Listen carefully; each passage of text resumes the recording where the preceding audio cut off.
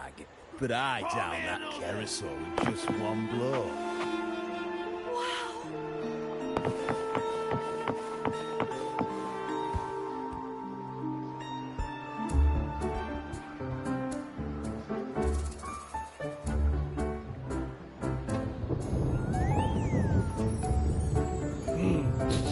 Muggy day. Sky's gloomy, air's all wet. Oh, man. At least let me finish my sentence. Ugh. Ugh. Cold, cold, cold. Oh.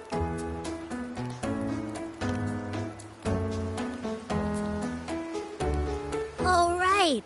I'm famished. We barely had a bite sprinting all the way here from Raguna. Whoa! Pinch me! This is a feast and a half!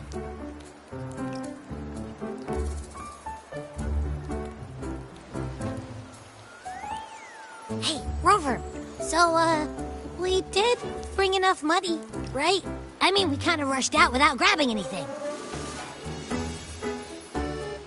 Oh, that. Don't worry, money's not an issue.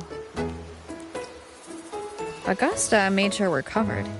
All our food and lodging here in Septimon is built straight to the F4's palace. But I think the owner might have overdone it a little. Ha! Better get used to it.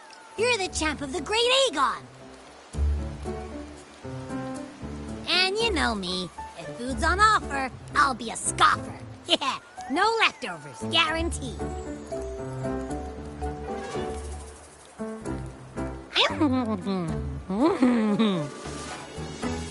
Free stay, free meal. Zephyr really knows how to treat guests. Maybe we should, you know, hang around a bit longer.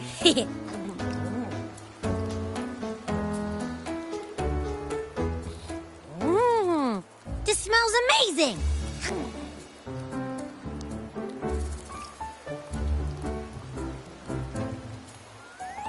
Abby, what do you think Imperator wants me to find? If Cardathia's right, the last clues should be somewhere on the Sanguis Plateaus. We're so close to the finish line. Just one step away. But our pace has slowed. Relax. We're already back in Septimon. What's the rush? I remember Lupa said there's this weird blight cloud hanging over the Sanguis Plateaus.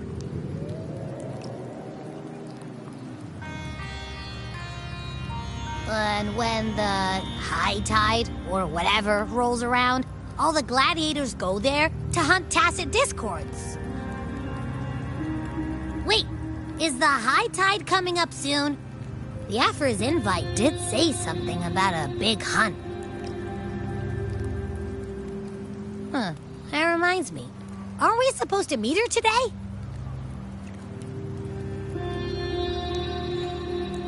A messenger came this morning. Augusta is dealing with an emergency, so our meeting's postponed. Looks like it'll be a while. An unexpected change. It's throwing everything off course. I don't like the feel of it. And why me for this hunt? If it's about the Great Aegon, the messenger said none of the other gladiators were invited.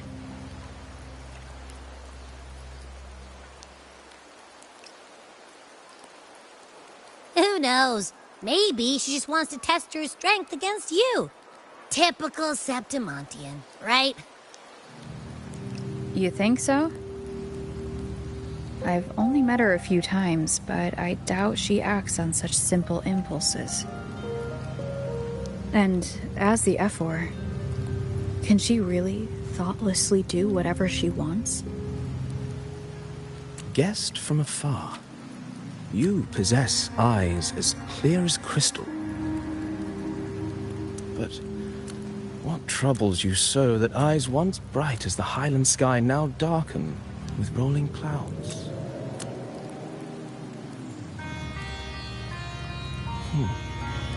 A warrior who walks the blade's edge does not falter over trifles. The clouds, if I may guess, are cast from the throne. At the peak of Capitolini Hill, beneath the pale walls of the Ephes Palace, secrets lie buried. And the most intricate among them are those born from the pursuit of power. Even one as honorable as the Epher must learn when to be ruthless. In Septimont, a city forged in iron and blood, anyone who seeks the throne without knowing the cost is no better than a lamb marching to the butcher's knife.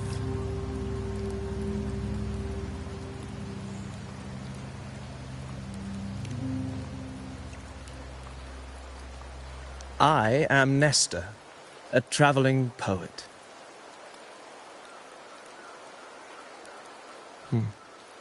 The rains in Septimont never seem eager to leave this season. So then,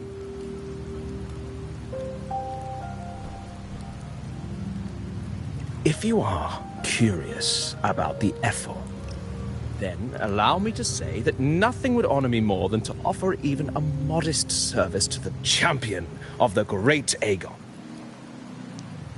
Wait, how do you know she's the champion? And all that stuff about the F4, too? Huh? Your eyes. Were we talking too loud? To see and to hear are but two of the many ways to perceive. Trusting the senses is a habit, a natural expedience, but not the only option. Truth be told, I've been gathering inspiration for my next epic, and its protagonist is none other than Augusta, the Epher of Septimont. That's why I speak of her with some familiarity. I have a feeling your tale with her will soon be written. And knowing more about those who walk alongside you is rarely without its benefits.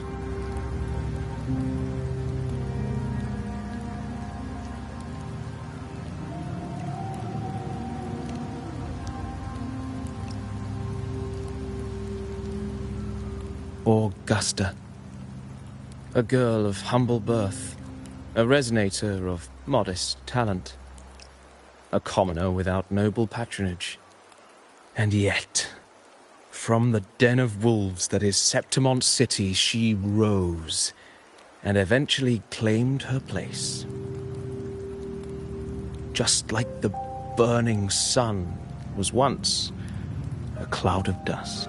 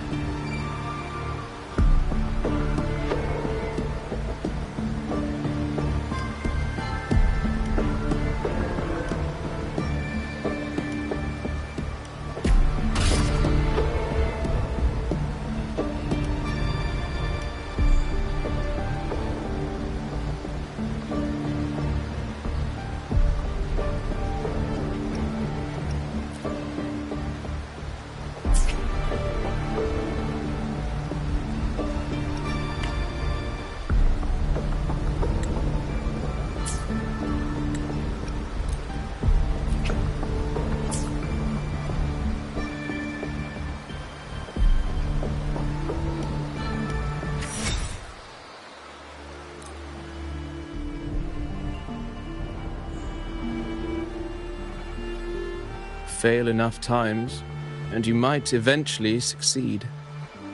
Should we call it resilience? Or mere stubbornness? Or perhaps, for a girl who has lost everything, there was never a second option. She had no one to trust but herself, and naught but a blade to hold. And yet, as the first stanza of an epic, this is nothing extraordinary.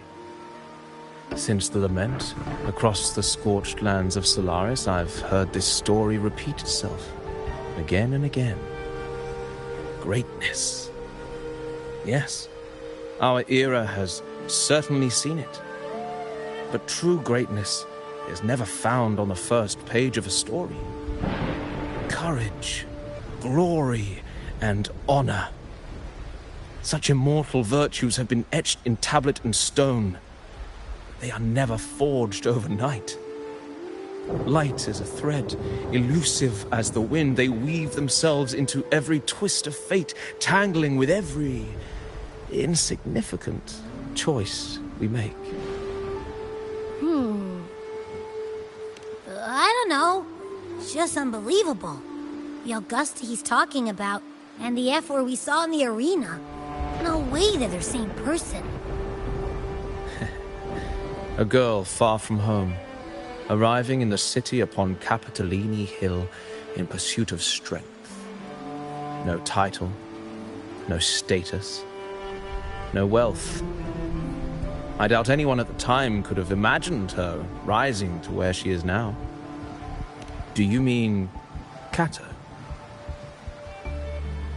Do you believe Kato handed her that final victory on purpose, and that his scathing words were a test of her resolve?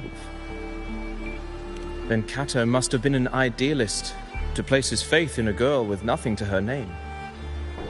Now, why don't we keep this question in mind and see where the story leads us?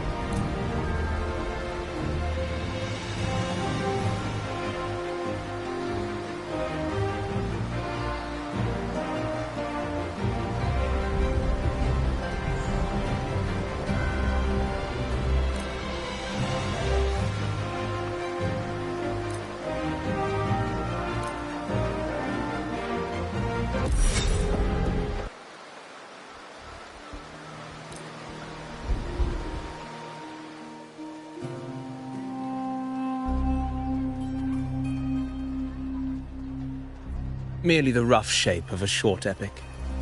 This is all I can offer about the Ephor.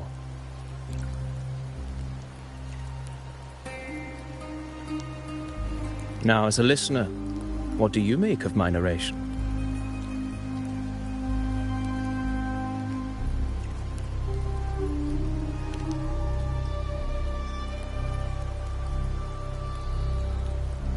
I appreciate your kind words, my generous listener. I am only a humble wordsmith, spinning verses and rhymes. The essence of poetry is granted by those who dare defy their fate. But there is one thing I must confess. Through my words, your knowledge of the Ephor is partial, at best. Poetry can only offer a glimpse of the true story, the reality of people, events, and things slips beyond the grasp of words. I do not belong in the pages of the epic, so I remain confined to the observer's gaze. I can imagine events and emotions unfold, but I cannot truly recreate them. Here's some advice for you, though I hesitate to call it such. If you want the truth of a story, step into it. Become part of it. The opportunity stands before you now. As I've said, the tale between you and Augusta, the hero of Septimont, is only now turning its next page.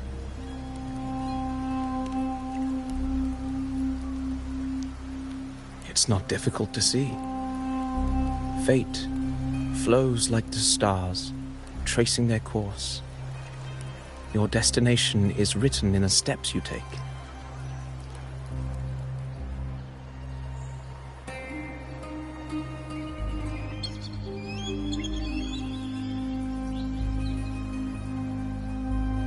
The rain is passing. I hear it ceasing its symphony upon the earth. It is time for farewells.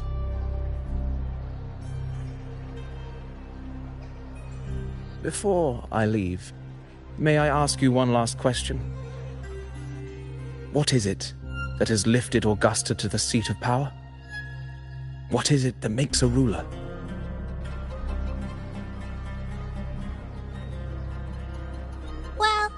I'd say strength. Let's be real. There's no way Augusta could have passed those trials without strength. Rover, what do you think?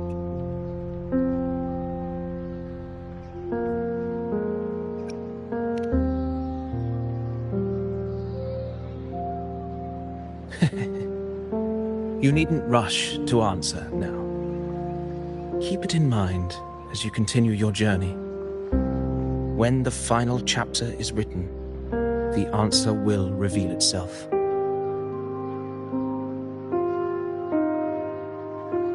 Farewell, my friend. Our paths crossed by fate and by chance. Soon, after this brief encounter, everything about me will be gone with the wind. But you, your epic continues.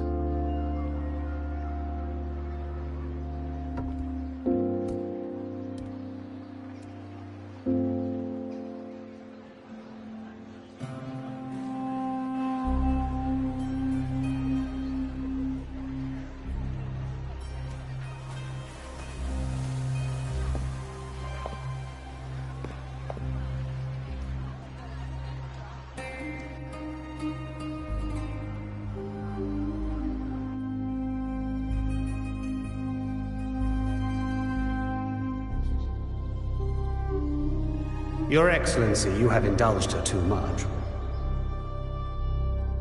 As the priestess, you know is far too unruly in both action and word. It's a disgrace to her title. Indeed. she entered the palace unannounced, uninvited, and with no decorum. A blatant affront to the authority of the palace. Same as always. Senators, all she crossed was a doorway.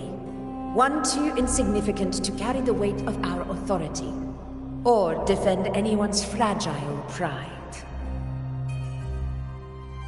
Let us not forget, it is not the walls of Capitolini Hill that command fear.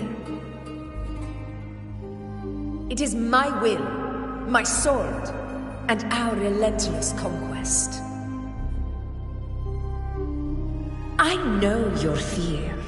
You fear a priestess's voice drowning yours, and a rebel challenging the Senate's rules. But listen well. Power does not bow to sycophants, cowering behind their traditions. If you seek power, then step from the shadows. Face me, and prove yourself worthy.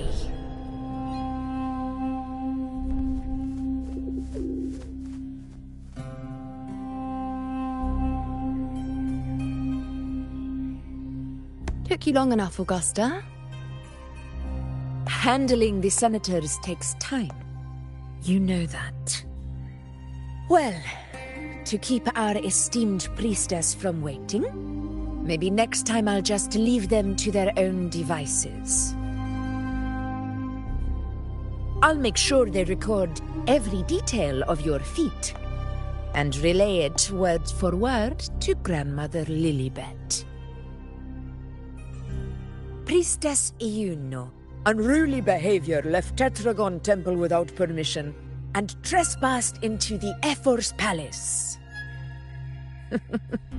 I wonder, who will lose it first? Lilibet or you? Let those old foxes report me all they want. If they step into the tetragon left foot first, I'll shoot the left. Right foot first, I'll shoot the right. Hey, I'm with you on that one. The Senate should be reminded now and then that the Tetragon's kindness is not a reason to take Priestess Yuno lightly.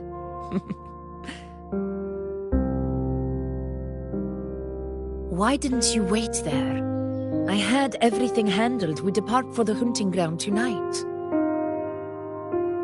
If anything changed, you could have reached me by my terminal. You didn't need to come all the way here. I want you free of duty until that day arrives. You're overthinking it, Augusta. I'm here to see that person. Grandmother Lilibet said her fate is one of unknowable void. Sounds intriguing enough to make time for.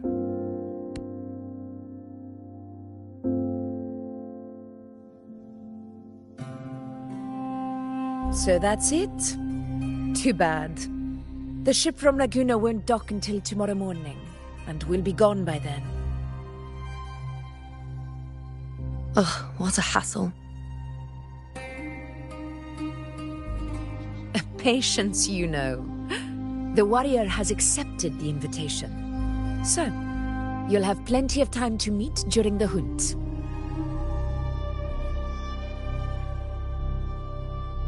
Is there something else you want to say? I read Grandma Lilibet's Book of Prophecies. The hunt and our plan, neither end well. Are you sure we should go through with this? Risk does not trouble me. Peril simply requires greater strength. But really, when did you start caring about the temple's traditions?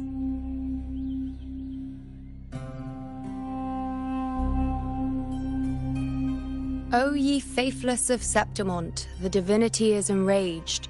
Should your ruler defy their will again, doom shall be your fate.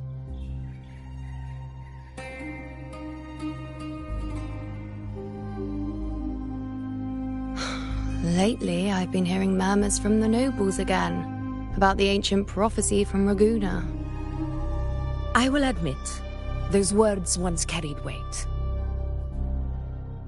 But when our ancestors crossed the waters and climbed these hills, Raguna's divinity didn't get a seat on the ship. And the priestesses all said the prophecy was incomplete. Only the hero of heroes, wielding extraordinary power, risen from the dark tides, shall bring eternity to Septimont. Then shall the waters quiet, the tempest still, and glory return with the blood of the old king.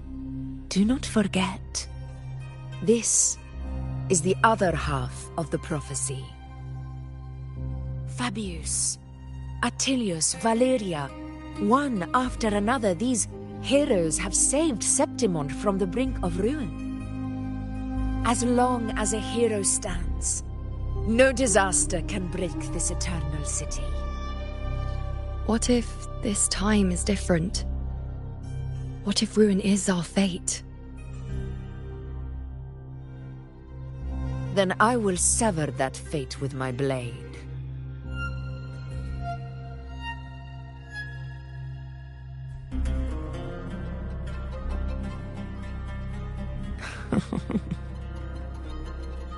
What's so amusing? So, the fearless priestess Iuno can be frightened after all.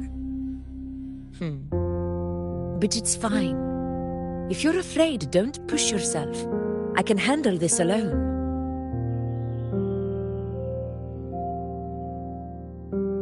Most revered priestess, wait for me in the temple. I shall return victorious. Frightened. Me? If anything, it's you, trying to shut me out and face it alone. Fine. Go ahead. You'll come back to me sooner or later. That I can't deny. I knew it. So you do need me for this hunt. Thank you. You know.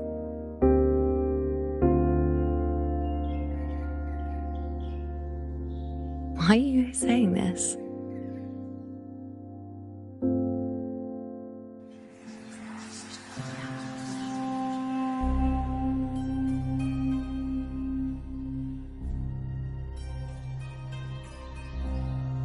The storm is coming. Come, you know my friend. The best way to greet a storm is to walk straight into it.